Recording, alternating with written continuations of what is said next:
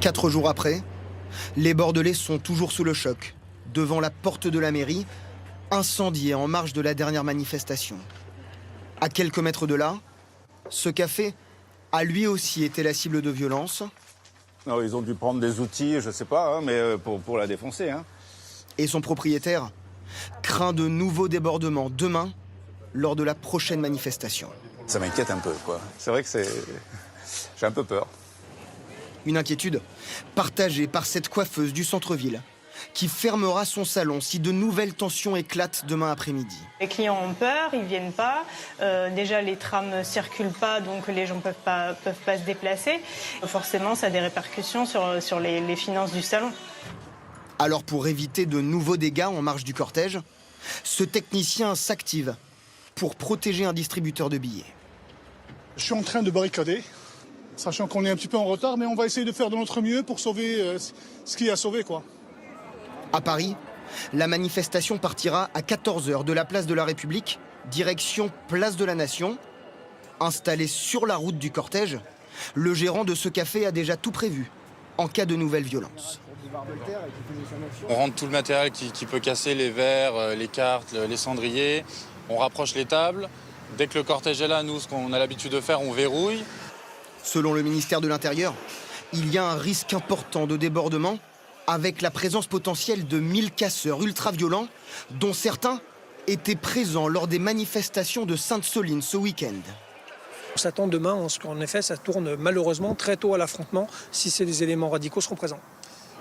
Pour y faire face, un dispositif de sécurité sans précédent, avec 13 000 policiers et gendarmes mobilisés en France, dont 5 500 dans la capitale. On en sait plus ce soir sur le profil du manifestant grièvement blessé samedi à Sainte-Soline lors des affrontements avec les forces de l'ordre. L'homme est âgé de 33 ans, il est fiché S depuis 2010 pour son appartenance à la mouvance d'ultra-gauche, puis aux côtés des Black Blocs. Il a déjà été incarcéré pendant 2 mois. À quoi faut-il s'attendre demain dans les gares, à la RATP, dans les écoles, les raffineries? Comment l'appel à la grève va-t-il être suivi? Le point complet avec Charles Divot, Inès Olagaray et Fabienne Mancel. Ne surtout pas perdre de temps. Au pas de course, il faut attraper son train. Comme d'habitude, ils sont en grève. Devant cette gare parisienne ce soir, les voyageurs sont inquiets.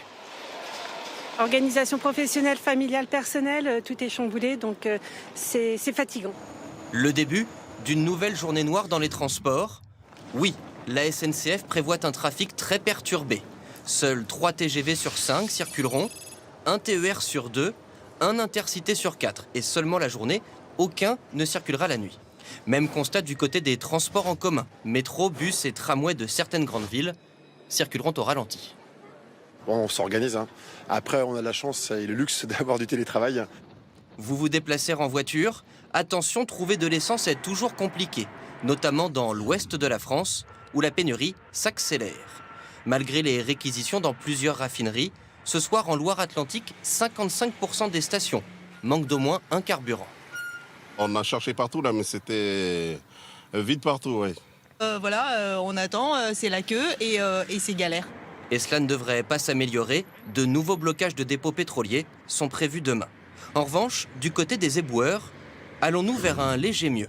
Malgré les apparences, oui, notamment à Paris, où le nombre de tonnes à ramasser est passé en 2 jours de près de 10 000 à 7 300. Mais les syndicats l'assurent, cela ne va pas durer. Le ramassage des ordures va se faire plus qu'au ralenti. Concernant enfin les écoles, beaucoup seront fermées demain. 30% des enseignants seront en grève.